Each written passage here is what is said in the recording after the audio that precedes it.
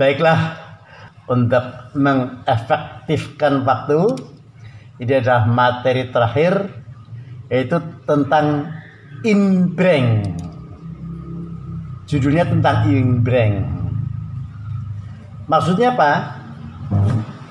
Maksudnya, apabila kita perhatikan di dalam masyarakat, sering terjadi seseorang ini memberikan segala sesuatu baik kepada anaknya ataupun juga kepada cucunya, yang kadang-kadang hal ini di dalam masalah pemberian ini tidak merata, sehingga sering menimbulkan iri hati atau tidak tercerminkan rasa keadilannya dalam keluarga. Misalnya ada anaknya yang baru melangsungkan pernikahan, ia ingin membuka usaha, misalnya susu perah. Dia membutuhkan paling tidak 15 ekor sapi. Sapi perah harganya sekitar 20-an juta, sehingga memerlukan paling nggak 300-an juta. Dibantu terlebih dulu. Atau anaknya yang ingin menjadi petani jamur, ini sekarang merupakan usaha yang ternyata sangat bagus. Semua restoran nggak nolak kalau ditawarin jamur. Nah, ini juga adanya pemberian-pemberian. Mungkin juga ada anak-anak yang belum dewasa sehingga dia tidak dapat apa-apa. Nah, sehingga bagaimana kalau terdapat pemberian dari orang tuanya kepada anak-anaknya. Inilah arti penting dari inbreng. Jangan dibaca inbreng ya, tapi inbreng. Pengertian dari inbreng adalah pemasukan kembali barang-barang yang dihibahkan oleh pewaris kepada ahli warisnya semasa ia masih hidup. Jadi saya ulangi di sini, apa sih inbreng itu? Inbreng adalah suatu pemasukan kembali barang-barang hibah yang telah diberikan oleh pewaris kepada para ahli warisnya semasa ia hidupnya. Jadi pemberian-pemberian ini pasti ada dari orang tua kepada anak-anaknya. Bukannya dalam bentuk semata-mata memberikan, sifatnya adalah untuk bekal hidup, tapi juga mungkin ya misalnya ada anak-anaknya yang akan mencalonkan diri menjadi wali kota atau menjadi bupati. Ini kan butuh uang, kontribusi ke partai, memberikan segala sesuatu kepada masyarakat dan sebagainya, membutuhkan uang. Sehingga dengan adanya pemberian-pemberian ini yang kadang-kadang juga tidak merata kepada anak yang satu dengan yang lain, sehingga dengan meninggalnya si pewaris ini, si pemberi ini, ada anak-anaknya yang bisa meminta supaya dilakukan inbreng. Siapa yang dapat meminta supaya dilakukan inbreng? Yaitu khususnya adalah anak sah. Karena kepada anak sah inilah diberikan hak-hak sepenuhnya atas seluruh harta peninggalan. Tapi sudah barang tentu tidak semua anak sah. Ya anak sah yang dia statusnya sebagai Wit Egenhof.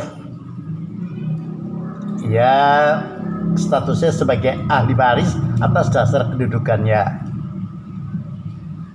Sudah barang tentu bagi anak-anak yang menyatakan menolak atau sebagai anak yang onbardah tidak patut, menolak atau intervote di sini intervet bahasanya, ia juga tidak dapat meminta untuk diadakan inbreng.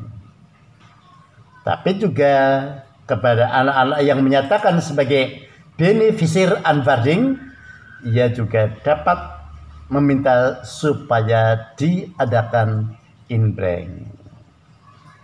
Jadi di sini harus misahkan siapa yang dapat meminta diadakan inbreng. Pada dasarnya adalah anak sah. Tapi anak sah juga harus dibedakan, hanya untuk anak sah yang mewaris atas dasar kedudukannya dan menerima secara penuh, serta anak sah yang statusnya sebagai beneficiary unbanding. Tapi bagi anak sah yang menyatakan intervet atau menolak atau sebagai unbardah, itu yang nggak bisa minta untuk diadakan inbreng. Apakah anak luar kawin bisa? Bisa, sepanjang anak luar kawin tersebut telah diakui sah.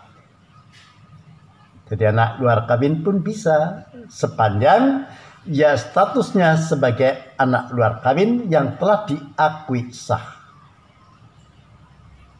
Oleh karena itu, dengan adanya pemberian-pemberian ini, apa saja yang harus diperhitungkan?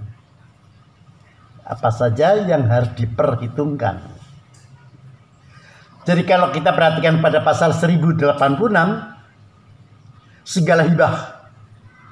Jadi segala hibah apa sajalah bentuk pemberian ini pada dasarnya dapat diperhitungkan. Baik yang sederhana maupun juga yang istimewa. Namun juga dengan pemberian-pemberian walaupun semuanya dapat diperhitungkan, nanti juga ada pengecualian yang tidak perlu diperhitungkan. Jadi pada dasarnya kalau kembali pada pasal 1086, segala pemberian ini dapat diperhitungkan. Di samping diatur pada pasal 1086, lebih rinci lagi seperti diatur dalam pasal 1096. Lebih rinci lagi seperti disebutkan dalam pasal 1096. Apa yang diatur pada pasal 1096? Hal tersebut meliputi segala sesuatu yang dimaksudkan untuk memperoleh suatu kedudukan. Segala sesuatu yang dimaksudkan untuk memperoleh kedudukan. Jadi pada bagian depan tadi telah saya singgung, misalnya ada salah seorang anaknya yang mencalonkan diri menjadi wali kota, dan di sini dibutuhkan banyak uang. Nah, ini dapat pinjam kepada orang tuanya, dan nanti juga akan diperhitungkan kompensasikan dengan suatu warisan. Masih diatur pada pasal 1096 yang kedua, yaitu karena memang adanya utang dari si ahli waris kepada kepada pewaris. Jadi ahli waris ini membutuhkan atau untuk mengembangkan usahanya, bisnis sesuatu kegiatan apa, sehingga dia butuh dana demi untuk dapat mengekspansikan usahanya, bisa saja mengajukan utang kepada orang tuanya. Toh juga nanti pada dasarnya utang ini akan diperhitungkan. Di samping itu juga hal lain, bekal hidup. Ini masih dalam pasal 1096, bekal hidup. Misalnya anaknya yang sudah menyelesaikan studinya hukum dengan misalnya selesai sebagai sarjana hukum, ingin menjadi advokat atau yang pengen menjadi notaris, untuk membuka kantor advokat ini butuh dana. Ini juga dapat mengajukan pinjaman atau utang karena hal tersebut dimaksudkan sebagai bekal hidup, atau juga untuk menjalankan kegiatan dalam bidang pertanian, ataupun juga dalam bisnis yang menjanjikan dan lebih dimungkinkan untuk bisa bertahan adalah franchise. Karena apa? Dibandingkan dengan bisnis-bisnis yang lain, lebih menjanjikan adalah franchise. Karena apa? Franchise ini menjual sesuatu barang di mana barang tersebut sudah dikenal dalam masyarakat, dan bagi yang akan menyelenggarakan sebagai franchisor, ini kan terlebih dulu harus memperoleh pendidikan. Jadi diadakan seperti kursus oleh franchisee, bagaimana sih di dalam pengelolaan usaha franchise. Bahkan di dalam penelitian saya mengenai franchise, si franchisee itu tidak segan-segan akan mencari di mana letak outletnya, bukan toilet ya, outletnya yang paling tepat.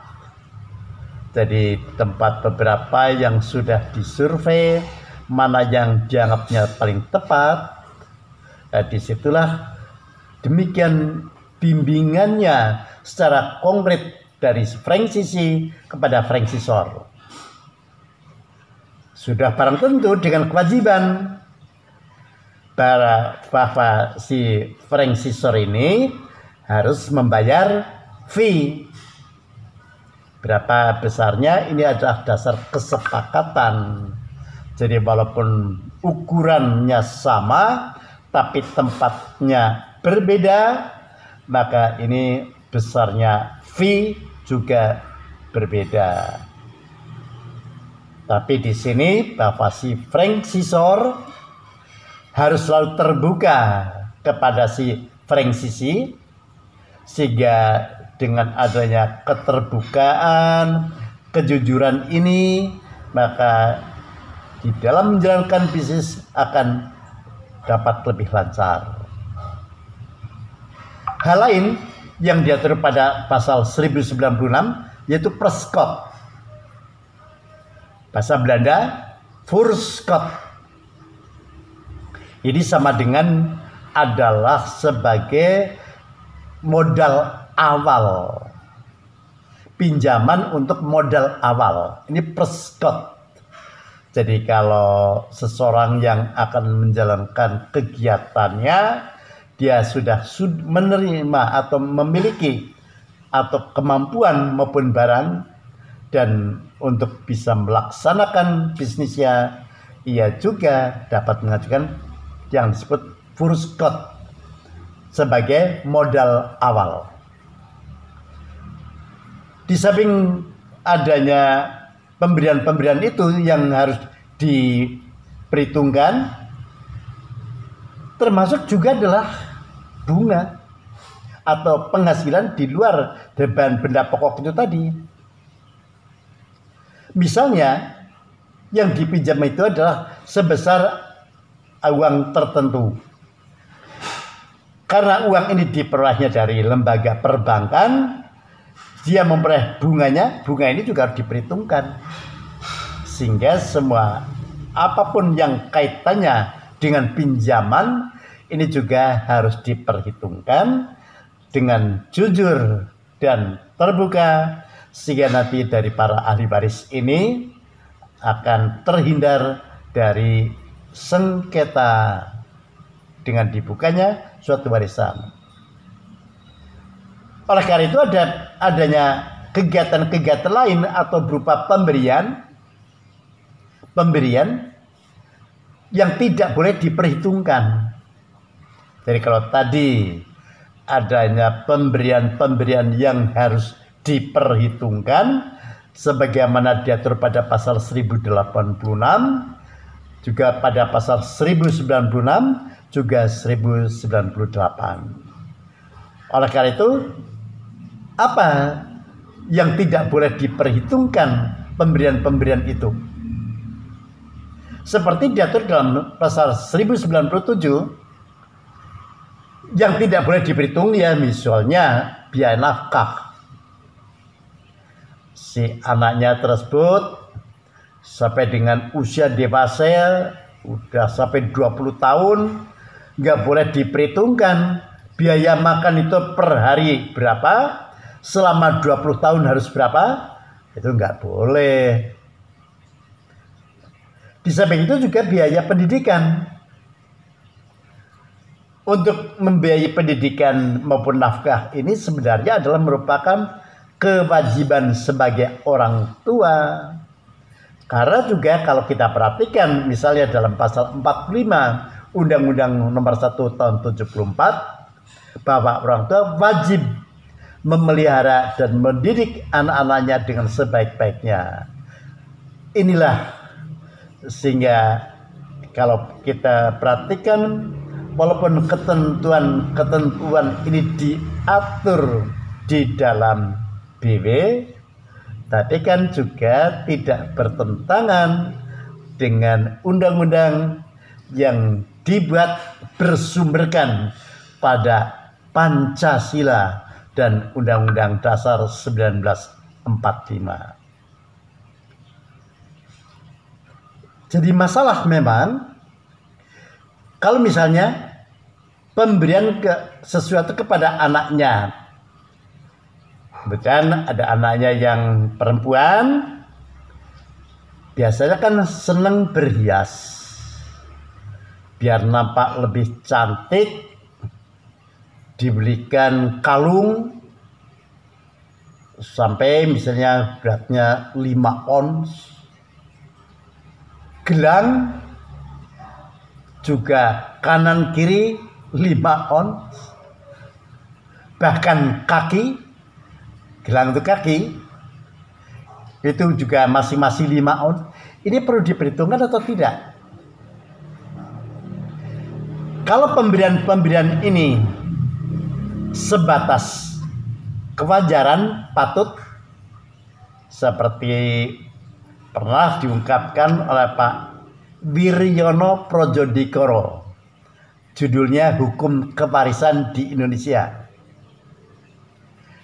Kalau dasarnya adalah kepatutan, itu nggak boleh diperhitungkan.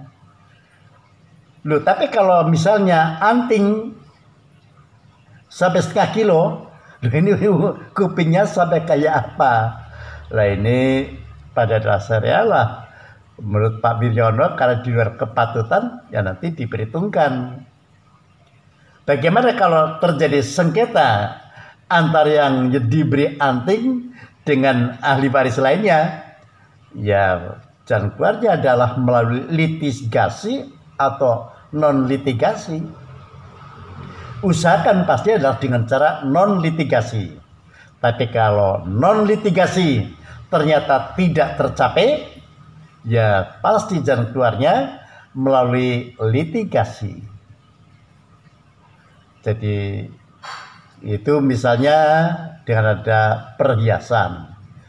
Tapi juga sering terjadi, bagaimana kalau salah seorang anaknya ini melangsungkan pernikahannya, dilangsungnya di gedung CTC. Nah, itu paling nggak kan 1 miliar habis. Tapi ada anak yang lain hanya pakai layar tancap. Nah, ini menimbulkan juga apakah yang di CTC ini harus diperhitungkan atau tidak. Nah, dari sinilah kalau dana ini dikeluarkan oleh orang tuanya, pasti karena tidak ada keseimbangan di luar kepatutan pada umumnya, harus diperhitungkan. Bagaimana dengan adanya suatu pemberian-pemberian ini musnah? Misalnya salah seorang anaknya yang tadi rencananya akan membuka usaha susu perah dengan pinjam orang tuanya misalnya sebesar 400 juta, dibelikan dapat sekitar 15 sampai 20 ekor sapi perah. Pada waktu digembalakan, ternyata yang 10 ini disambar petir mati. Nah, ini yang berjalan pada umumnya juga menurut Pak Wiryono Projonegoro, segala sesuatu yang musnah dengan alasan overmah, suatu peristiwa yang tidak dapat diperhitungkan dan tidak mungkin dapat diatasi oleh siapapun, overmah ini, maka ini tidak boleh diperhitungkan. Bahkan juga banyak peristiwa-peristiwa lain yang sifatnya overmah, inilah akan melahirkan suatu risiko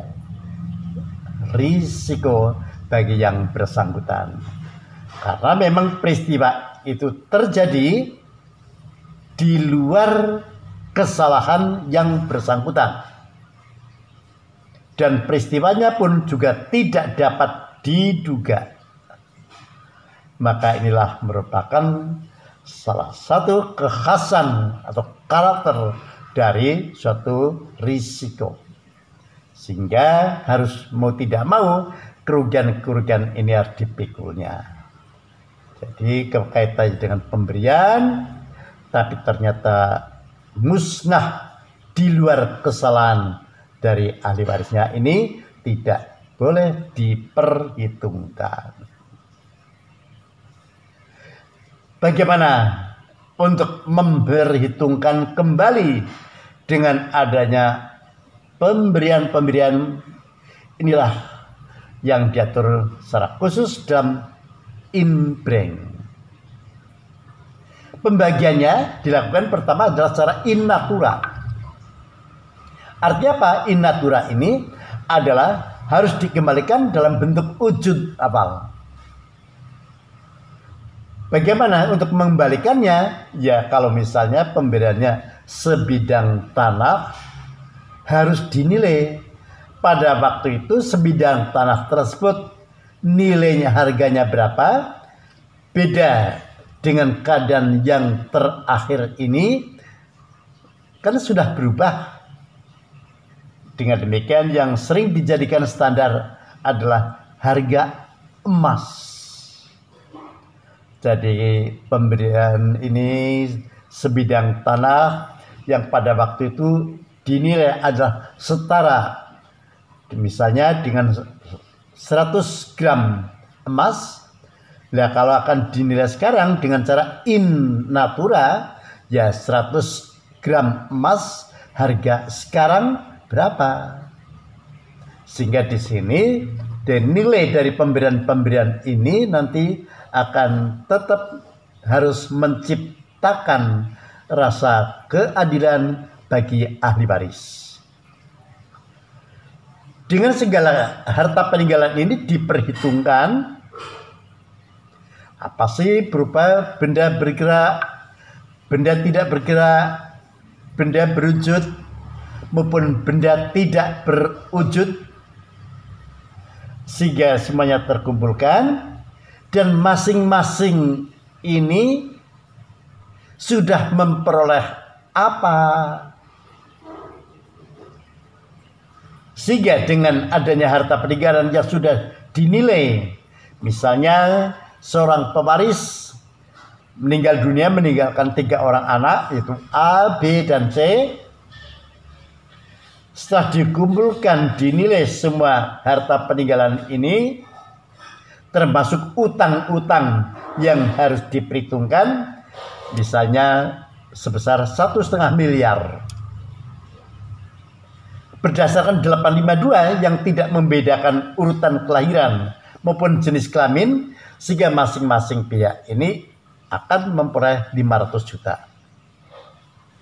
Si A yang telah memperoleh utang dari si pewaris misalnya sebesar 200 juta, ya nanti dia hanya akan dapat yang 300 juta. Kemana yang 300 juta ini? Ya untuk dia nanti dikompensasikan. Demikian juga bagi yang belum dapat pemberian apa-apa, ini nanti akan menerima sesuai ketentuan dalam perundang-undangan. Tetapi kalau juga ada harta peninggalan yang dijadikan rebutan para ahli waris ini, hal ini sering dilakukan yaitu dengan cara diundi.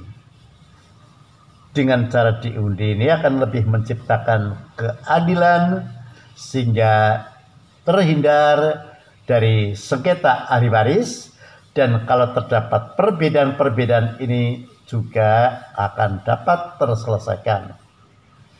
Inilah peran demikian pentingnya seorang dari pelaksana testamen atau eksekutor testamenter, walaupun juga sering melibatkan bewinnvorder yang mengatur testamen ini, tapi perannya lebih menonjol dari peran dari si eksekutor testamenter.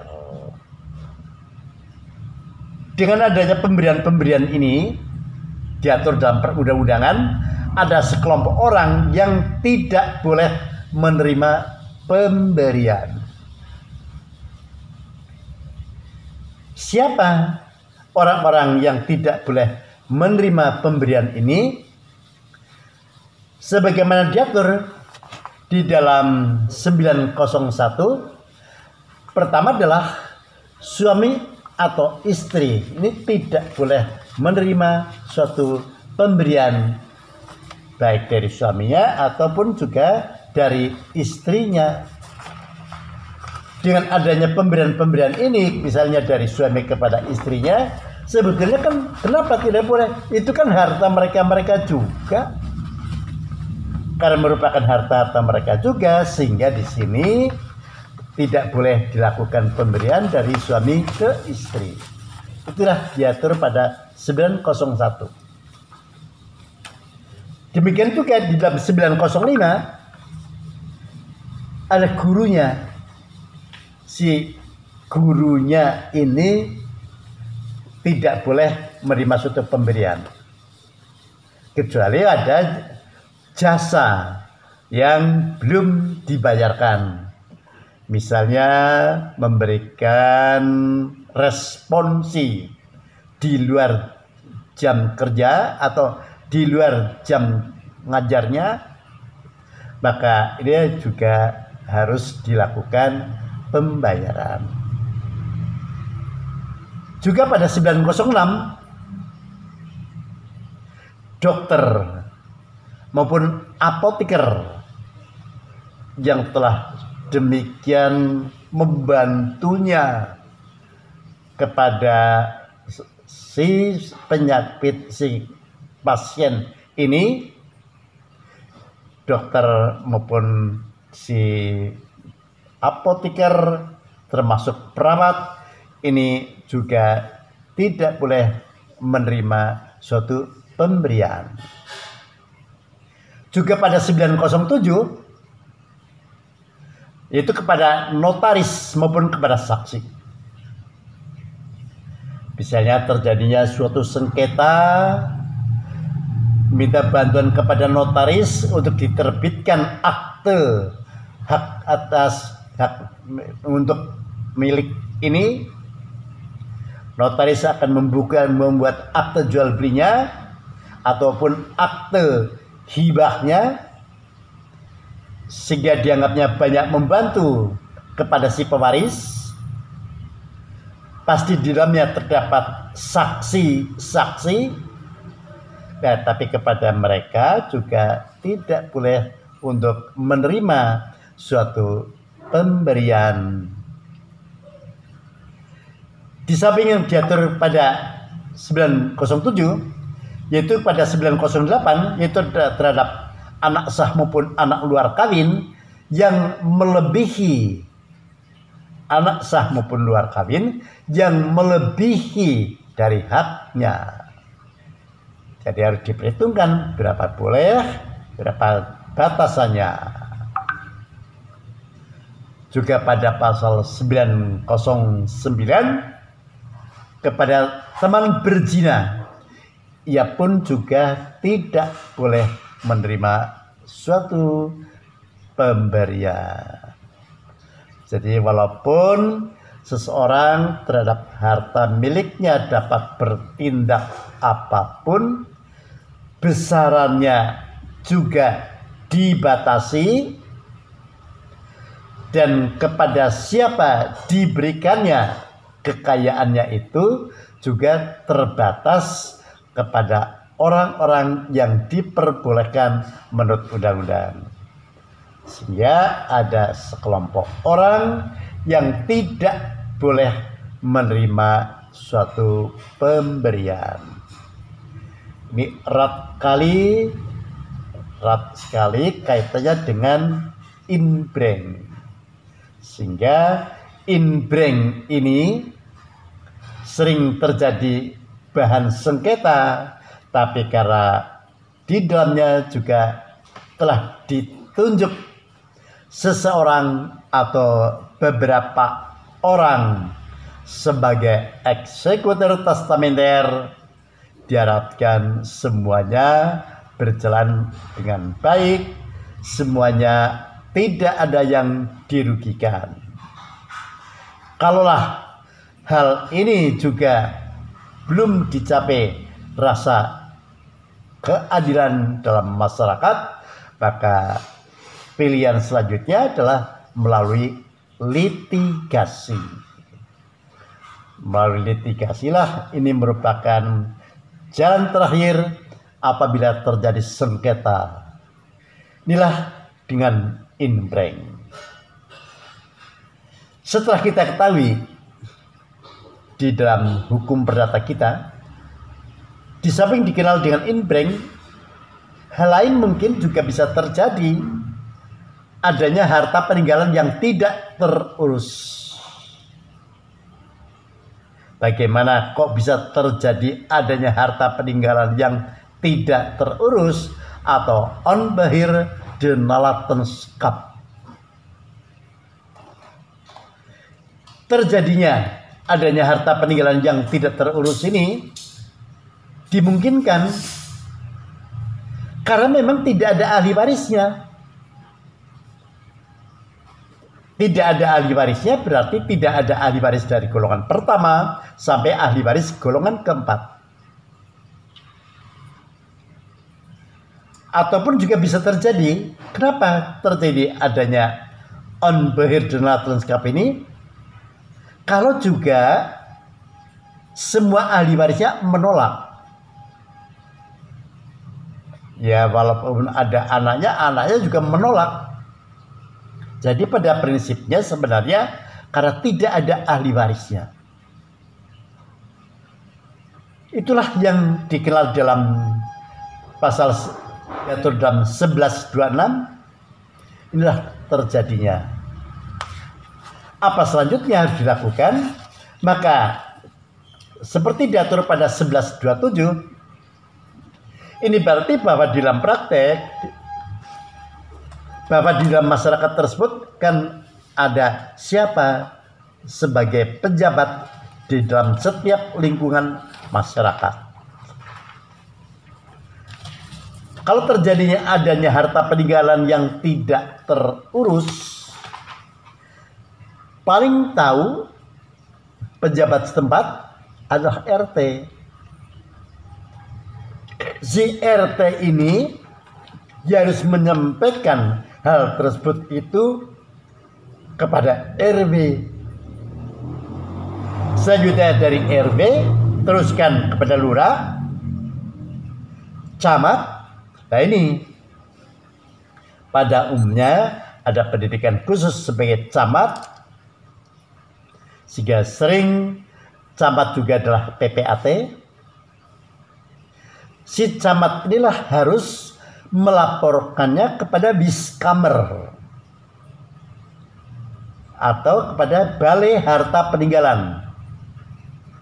Ini ada pada setiap Kanwil Kumham, ada bagian atau biro tertentu yaitu Biskamer atau BHP. Si BHP ini selanjutnya apa? Harus memberitahukan kepada pengadilan negeri setempat ataupun juga pihak kejaksaan. Memberitahukan ya, bukan melaporkan.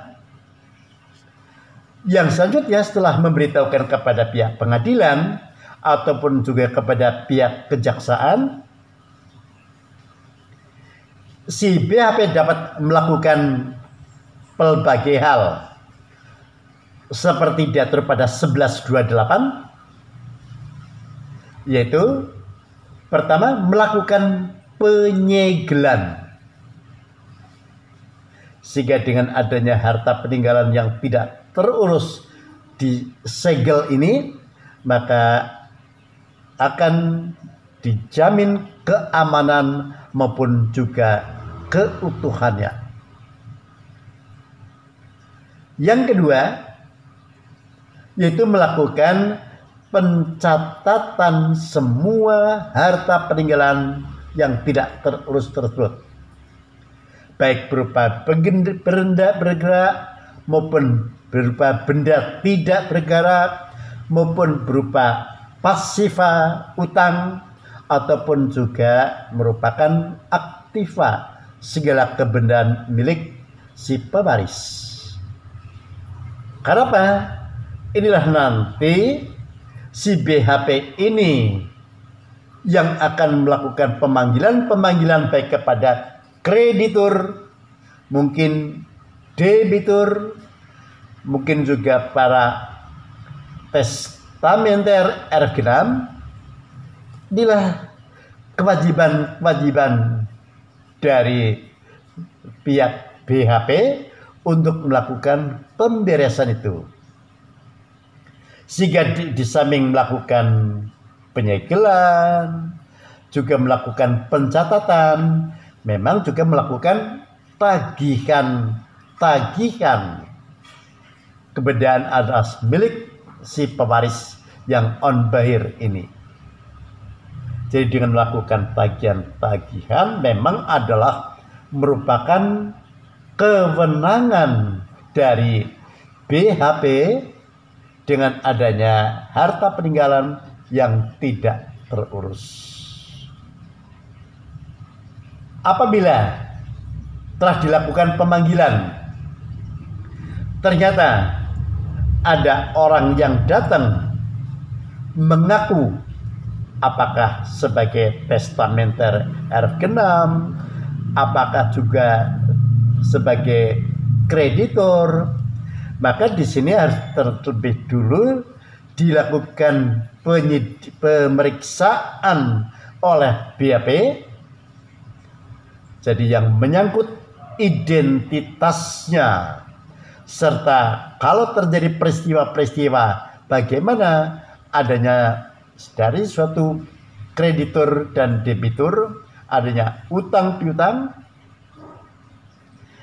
Kalau telah meyakinkan kepada Biskamer ternyata dapat dipercaya yang datang ini adalah seorang kreditur atau kan sebagai testamenter ergenam, Biskamer akan mengajukan permohonan kepada pengadilan negeri setempat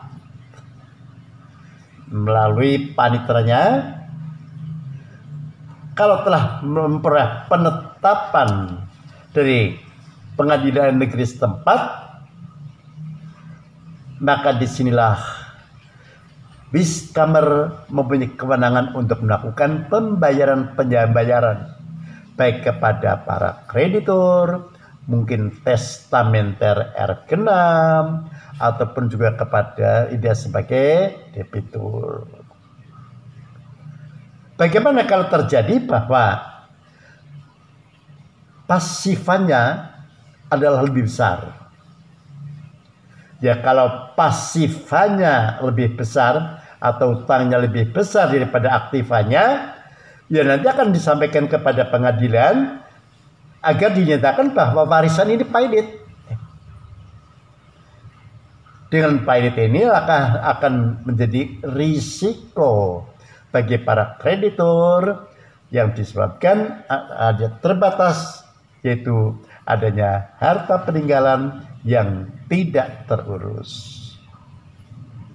Tetapi kalau ternyata aktifannya yang lebih besar daripada pasifannya, maka Biskamer juga akan melaporkannya hasil pengelolaan ini,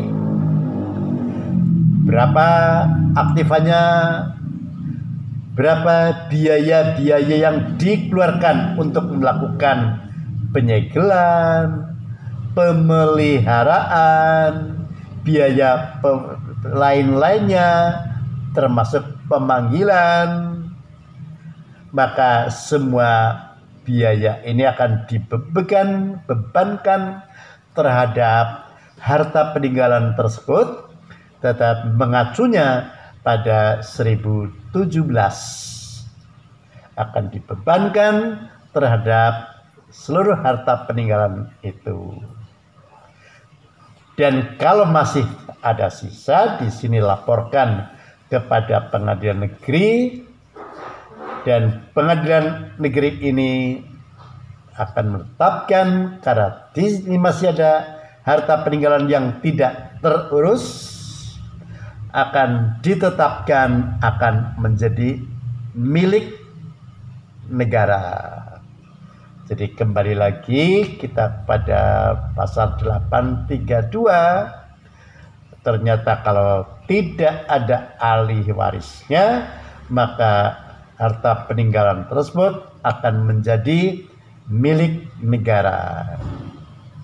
Sebenarnya sekalipun harta peninggalan ini menjadi milik negara, sifatnya juga sementara. Karena apa?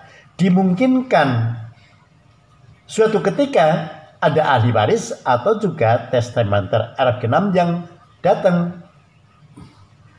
Karena ini belum daluarsa, karena seperti diatur pada 835 baru akan daluarsa setelah 30 tahun. 30 tahun. Inilah materi mengenai hukum waris perdata. Sejak awal kita sampaikan begitu arti pentingnya ahli waris ini, dan sampai kepada materi terakhir, yaitu adanya harta peninggalan yang tidak terurus.